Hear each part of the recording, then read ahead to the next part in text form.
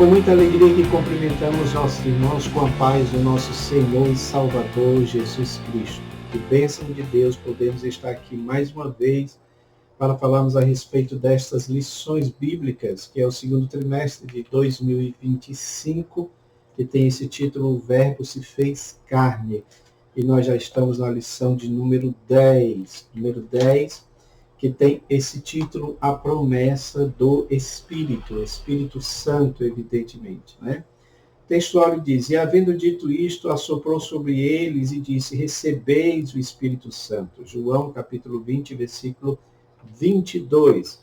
E a verdade prática diz, a promessa do Pai não se restringe a um grupo particular ou a um período específico, mas inclui todos aqueles que se arrependem e creem no Evangelho. Uma prova realmente verdadeira de que a atualidade do batismo, dos dons espirituais é para os dias de hoje, é exatamente aquilo que Pedro disse quando ele falou no seu sermão no livro de Atos, capítulo 2, logo após a descida do Espírito Santo. Esta promessa é para vós, os filhos de vocês, para todos aqueles que estão longe, para os que estão longe, e a todos quanto nosso Senhor chamar. Ou seja, a todos quanto nosso Senhor salvar.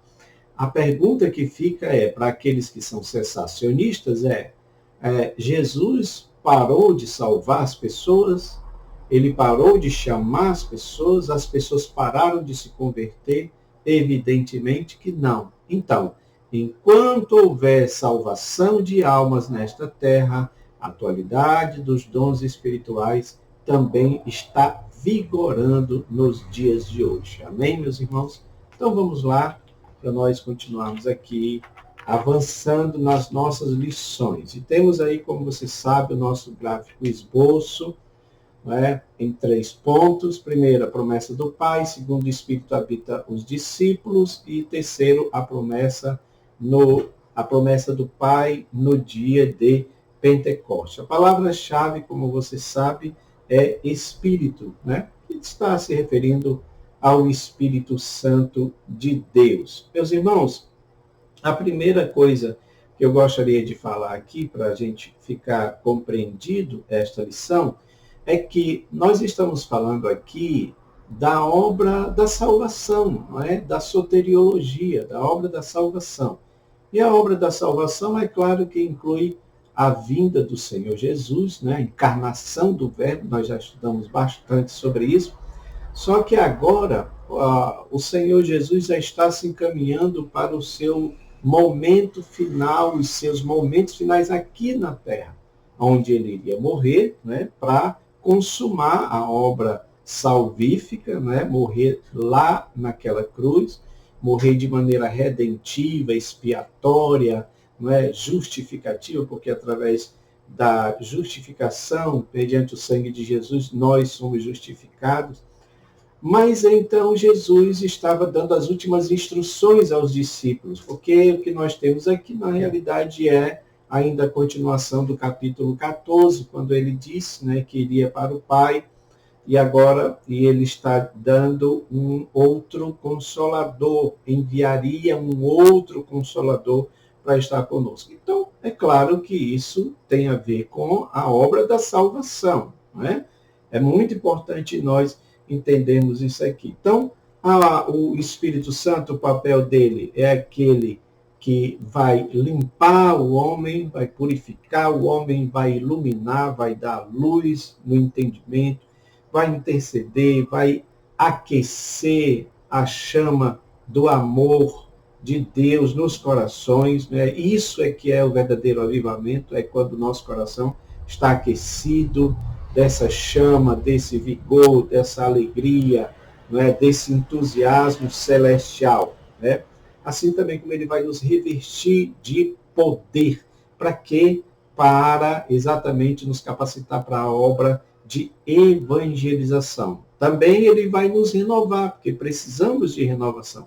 E a renovação aqui está também ligada diretamente com o avivamento, irmãos? Avivamento está falando, é alguém que está vivo, alguém que está renovado. O Espírito Santo, a Bíblia mostra que ele é ativo. E quando Jesus falou que do interior do homem, né, ele faria uma fonte de água viva que jorraria para a vida eterna, ele está falando disso, da fonte do Espírito Santo que estaria jorrando dentro de um coração, né? E isso não está falando de algo estático, está falando de algo dinâmico. O Espírito Santo não é algo que está preso, não é uma represa. A água que Cristo promete não é algo que fica preso, mas sim é algo que vai jorrando, que vai limpando o nosso interior, tirando o que não presta, o lodo, a lama espiritual, tá bom? Então, esse é um ponto para nós entendermos sobre o papel do Espírito Santo. Eu trouxe outros gráficos aqui que eu vou mostrar para os irmãos, nós vamos falar mais a respeito disso. Queridos, primeiro ponto fala sobre a promessa do Pai, quando diz aqui que ele enviaria um outro Consolador, né? Versículo 16 do capítulo 14. Ele vos dará um outro Consolador, que habitará convosco e estará em vós. Versículo 17.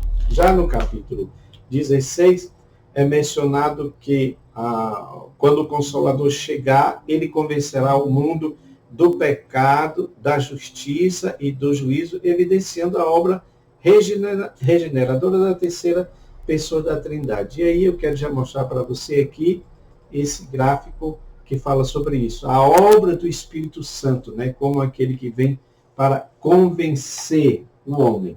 Convencer do que, meus irmãos?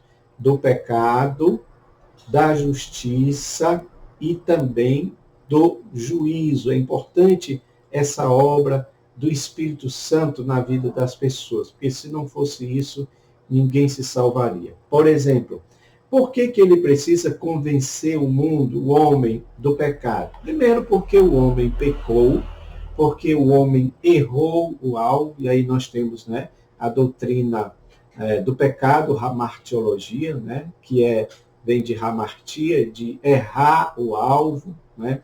Então, o homem pecou, errou o alvo, isso no sentido de desacreditar da palavra de Deus, de não querer obedecer à palavra de Deus, né? Então, o homem anda segundo os seus próprios caminhos, segundo o seu próprio entendimento, né? E é claro que toda vez que nós fazemos isso, nós erramos, nós pecamos, porque não queremos nos submeter ao senhorio de Cristo e, portanto, à obra regeneradora do pecado, porque o pecado nos causa uma divisão entre nós e o nosso Deus, um muro de separação. O pecado é aquele véu que é posto, né, que já foi rasgado pelo Senhor, mas infelizmente quem ainda está em pecado, coloca-se esse véu de maneira que não pode ter acesso a Deus, né? O Espírito Santo, ele vem nesse sentido de convencer o homem do seu pecado, convencer ele da sua pecaminosidade, que é latente, que nasce conosco, a gente já nasce em pecado, não adianta alguém refutar isso, nós já nascemos em pecado, não é? Ainda que não tenhamos, enquanto crianças, a consciência do pecado, mas nós já nascemos em pecado, né? O Espírito Santo também ele veio para convencer o homem da justiça, porque nós geralmente queremos ter justiça própria. Nós justificamos os nossos pecados. Você vê que quando o homem peca, não é? Ele mesmo diz, olha, foi a mulher que tu me deste. Nas entrelinhas, Adão está querendo colocar a culpa em Deus, justificar o seu pecado, colocando a culpa em Deus, dizendo que foi a mulher que Deus tinha dado para ele, né? Então, isso mostra que as nossas justiças são falhas. A justiça humana é falha, como diz o profeta, né? É como trapo de imundícia.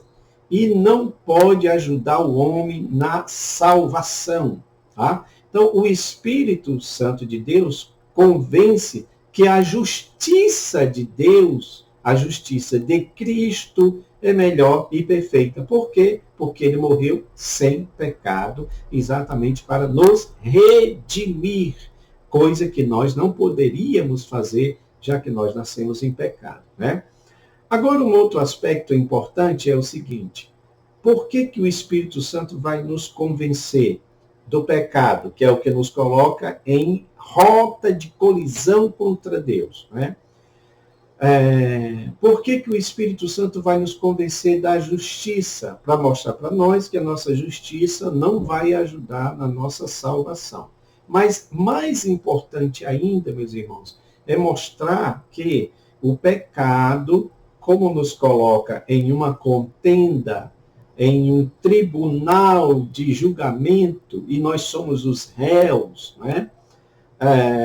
É claro que a nossa falha, o nosso delito, que é pecado, que é o pecado propriamente dito, vai nos colocar numa situação de condenação. É isso que precisa ser dito, pregado nas praças, nas ruas, nas igrejas, porque Deus vem julgar a terra. Deus tem um juízo contra a terra, está escrito isso, é por isso que o profeta alardeava: ó terra, terra, ouve a palavra de Deus, exatamente por isso, porque um juízo iria se desencadear sobre a terra, meus irmãos. E o que era preciso fazer? O que é preciso fazer é exatamente nós nos voltarmos para Deus, para que nós sejamos livres desse juízo. Só tem um que pode nos livrar desse juízo, que é o nosso Senhor, que é o nosso Deus, tá? Então é importante entender o papel do Espírito Santo. Isso é o Espírito Santo que vai fazer por nós, tá? Meus irmãos, nós temos um outro gráfico aqui que já foi apresentado e eu quero falar dele rapidamente, porque também ainda estamos falando alguma coisa sobre João 14, tá? Que é a obra do Espírito Santo. O que é que o Espírito Santo como é que o Espírito Santo é retratado sobre a ótica de João, né, do evangelista João. Então, ele é o Consolador, né, capítulo 14, versículo 16. Ele é o Consolador, ou seja, aquele que iria consolar nas nossas lutas, na nossa tristeza, nas nossas dores, tá? Ele é o Espírito da verdade, o Espírito verdadeiro. Porque por isso que o mundo não pode conhecer, porque o mundo vive na mentira, né? E esse é o Espírito da verdade. Ele também é invisível, por isso que diz no 17, não pode receber porque não o vê. Claro que ninguém vê o Espírito Santo fisicamente, nós não sabemos a forma, não é? É apresentado ali no batismo de João em forma corpórea de pomba, mas essa não é a forma original do Espírito Santo, tá? Mas quando se fala de Deus, né, a gente pode dizer que vê a Deus pela fé. Nós temos uma percepção nítida de Deus, ainda que a gente não veja a sua forma, mas pela fé nós percebemos a presença de Deus, é altamente perceptível. Isso aqui é lindo, meus irmãos. Olha só, Deus não precisa se apresentar de maneira visível para saber que ele está presente. Glória a Deus, né? Então isso é muito importante. Outro fator importante do Espírito Santo é que ele seria irreconhecível para o mundo não pode receber porque não conhece. Então, conhecer na Bíblia está falando de intimidade. Quem não tem intimidade com o Espírito Santo, ele é, portanto, irreconhecível, tá? Ele seria também um morador permanente, porque ele diz, o Espírito habita convosco. Nós vamos estudar, né, aqui no tópico 2, na realidade, já estamos falando sobre isso, né? Ele habita convosco, ou seja, ele estaria conosco, né? Isso é muito importante, a presença real do Espírito Santo em nossas vidas. Dando versículos seguintes, por exemplo, ele seria o ensinador, o professor. Diz assim, mas aquele Consolador, o Espírito Santo que o Pai enviará em meu nome, ele ensinará tudo que eu tenho dito a vocês. Ou seja, ele vai fazer lembrar, que aí é o 7º ponto, né? Ele vai fazer lembrar de tudo que ele disse. E não só isso, mas ele vai ensinar. Ele vai transmitir conhecimentos novos, tá? Porque é Cristo, é a obra da salvação, tá bom? Ele também seria responsável pelo novo nascimento. Por isso que diz que aquele que não nascer da água, do Espírito, não pode entrar no reino de Deus, né? O Espírito Santo, depois de convencer o homem do pecado, da justiça e do juízo, ele produz no homem um novo nascimento, que é um novo viver, uma nova vida para a glória de Deus. Ele também é o santificador, né? Está lá em 2 Tessalonicenses, porque Deus nos escolheu desde o princípio para a salvação pela santificação do Espírito e fé na verdade. Então, é o Espírito que vai nos santificando. Essa obra da santificação, ela irmãos, ela é diária, ela é o tempo todo, porque nós pecamos, a Bíblia diz que nós pecamos, então a gente precisa de ter o Espírito Santo trabalhando em nós. Também, ele é o doador, ou o dador dos dons espirituais. Né? 1 Coríntios 12, 7. Para uma pessoa, o mesmo Espírito dá fé, e para outra o poder de curar, outra recebe o Espírito poder para fazer milagres, outra recebe o dom de anunciar a mensagem de Deus. Ou seja, os dons espirituais estão em pleno vigor. Não adianta alguém dizer que passou, porque não existe fundamentação bíblica para dizer que os dons espirituais cessaram. Quando diz, havendo línguas cessarão, eu não posso entender que isto se refere à primeira era apostólica ali, até o ano 100, até a vida do último apóstolo a tombar, a morrer, que no caso é João. Não existe fundamentação nenhuma para isso. Perdoe os nossos irmãos calvinistas, de fé reformada, isso é uma coisa que vem lá de Agostinho, de alguns lá que tentaram, né, abafar o Espírito Santo, e é interessante que a Bíblia já dizia isso, não apagueis o Espírito, é por isso que muitas dessas igrejas estão mortas, a exemplo da própria igreja presbiteriana nos Estados Unidos, que aderiu ao progressismo e agora aceita homossexuais, lésbicas, tudo porque o Espírito morreu nessas igrejas. E a gente não pode deixar isso morrer também, tá bom, irmãos? Precisamos estar firmes nos nossos posicionamentos em relação à palavra de Deus, tá bom? Vamos dar continuidade aqui. Uma parte que eu quero deixar aqui em destaque é essa palavra de Jesus, que está no terceiro subponto, para a gente encerrar o ponto 1, que ele diz, não vos deixarei órfãos, porque esse sentimento de orfandade estava ali permeando os discípulos, e ele disse que não deixaria órfãos, mas voltarei para vós. É interessante que Jesus disse que iria para o céu, né? Que voltaria para o Pai, mas não deixaria eles órfãos, né? Estaria sempre com ele, eis que estou convosco todos os dias até a consumação dos séculos. Né? Jesus falou isso. Como é que isso se processa, irmãos? Porque a mente carnal não entende isso, toma isso como uma contradição. Como é que ele diz que iria para o Pai, mas estaria com os discípulos? Né? É claro, ele estaria com os discípulos porque a Trindade, ela tem uma divisão, não na sua essência divina, tá?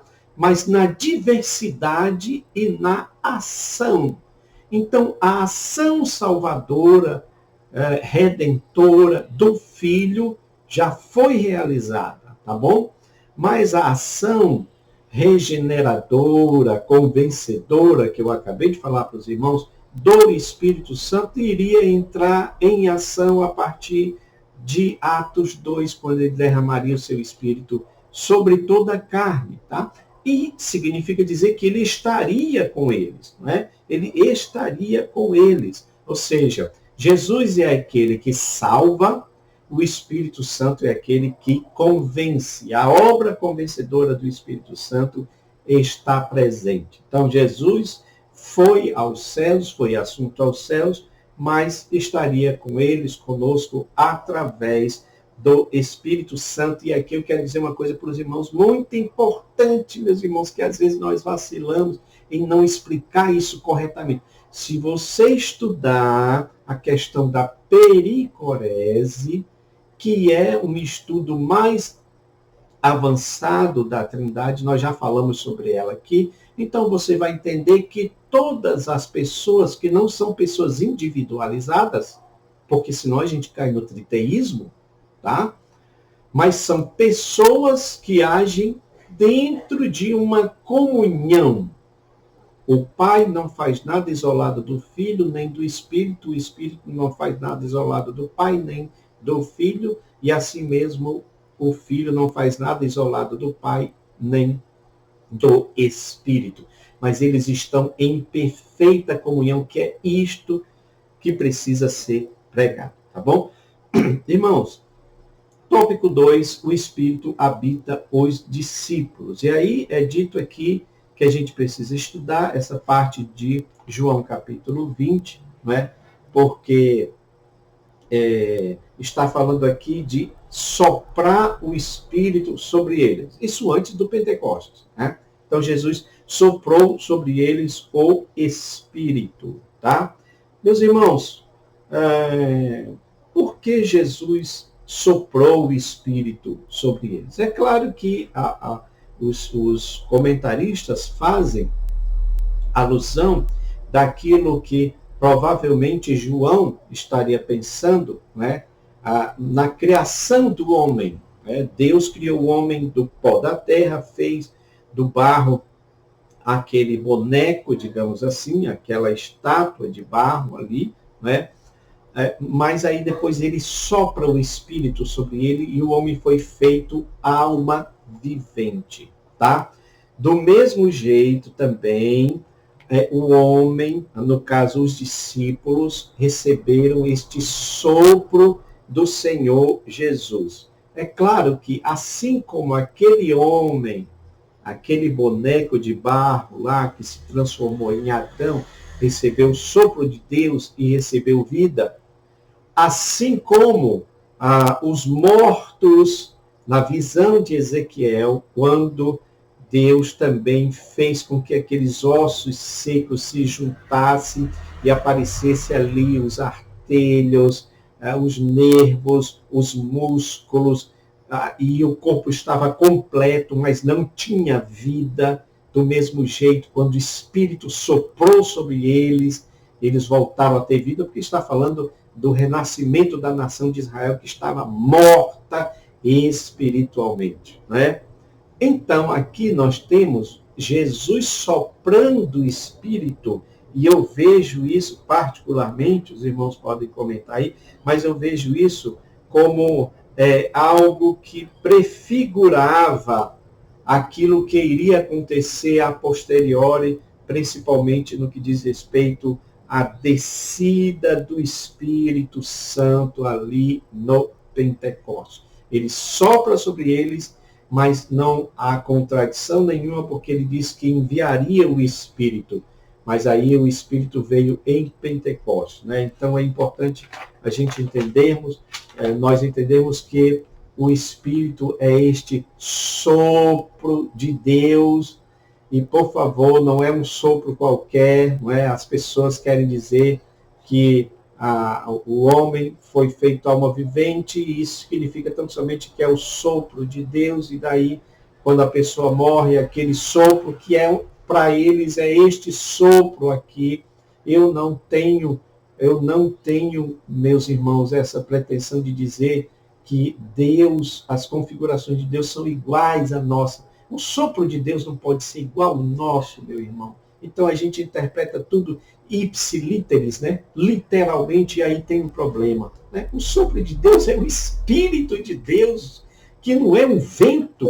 Se eu disser que é um vento, aí, se eu disser que é um sopro qualquer, então eu estou dizendo que é um vento qualquer, que não tem vida, que não tem nada. Esse é um ponto importante que a gente precisa analisar. Então, o que a gente precisa entender é que este sopro, tá, é um prenúncio do que viria depois em Atos 2, quando o Espírito desceria sobre eles, né? Jesus sopra o Espírito. Jesus já tinha falado do Espírito. Mas é claro que, assim como a pessoa de Deus se revelou para o povo judeu, e demorou muito para eles entenderem o que era Deus e o que Deus queria deles, também demorou para os discípulos entenderem quem era Jesus e o que Jesus esperava deles. Imagine o Espírito Santo, meus irmãos, não é? Então Jesus iria para o Pai, voltaria através do Espírito Santo, mas isto significa dizer que a revelação do Espírito Santo é progressiva. Eles iam entender depois tudo isso, né?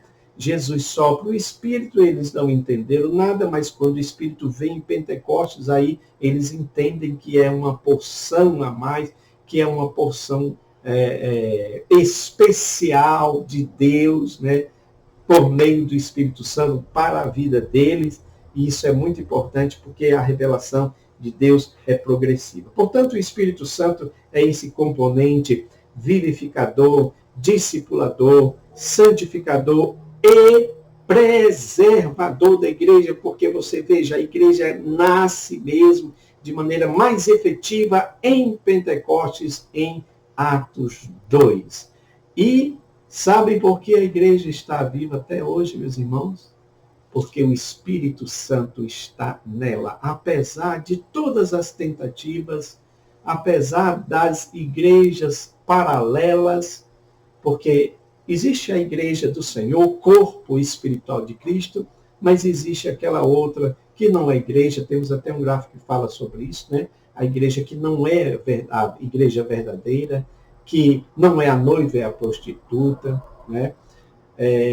A igreja, existe a igreja que vai para o céu e existe aquela igreja que vai para o inferno. Infelizmente, é dessa forma, tá, meus irmãos? Então, vamos entender isto, que é muito importante. Para nós nos encaminharmos para o final, tópico 2, nós temos aqui a promessa no dia de Pentecostes, né? E aí ele ressalta aqui essa palavra de repente, né? De repente. Meus irmãos, a primeira coisa que eu quero dizer para vocês aqui é que na descida do Pentecostes, da descida do Espírito Santo no Pentecoste, você tem aí um som vindo do céu. Esse ponto é importante. Um som vindo do céu. Por quê? Porque o Espírito é uma iniciativa do céu, é uma iniciativa divina, é algo que vem de Deus. Parece muito óbvio isso, é verdade, mas eu digo isso porque tem gente que acha que pode manipular a ação do Espírito Santo e não pode. Por quê? Porque o vento, como disse o nosso Senhor Jesus, sopra onde ele quer. É o Espírito que age do jeito que ele quer. Não é eu que mando, não é eu que ordeno, não é eu que falo língua a hora que eu quiser. E como se fosse algo banal, como eles estão fazendo nos dias de hoje. Estão dando cursos de línguas estranhas. Estão dando cursos de receber o poder, tá bom? De liberar a chave do reino celestial. Tudo isso vem do meio pentecostal. O meio tradicional, as igrejas tradicionais, não fazem isso. Mas, infelizmente, há um pentecostalismo aí que está distanciado das coisas de Deus e estão criando várias invenções. Então, vamos entender isso, né? Quando diz que ele veio de repente, está falando da iminência do Espírito. Ou seja, eles tinham que ficar esperando, não sabia quando era que viria, mas eles ficaram aguardando e iminentemente o Espírito aparece. Ou seja, foi de repente que aquele som veio, encheu toda a casa e o Espírito foi visto como se fossem línguas repartidas, línguas de fogo entre eles, e a Bíblia diz que todos eles foram cheios. Para nós encerrarmos, meus irmãos, diz aqui o tópico 3, e começaram a falar em outras línguas, tá?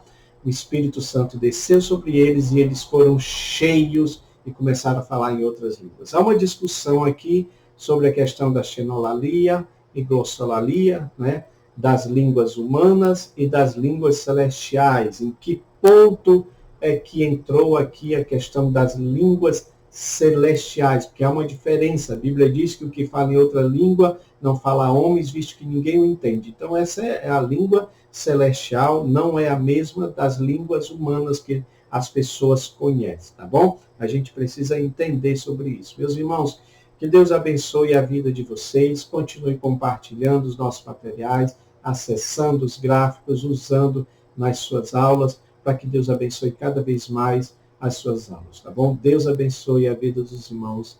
Amém.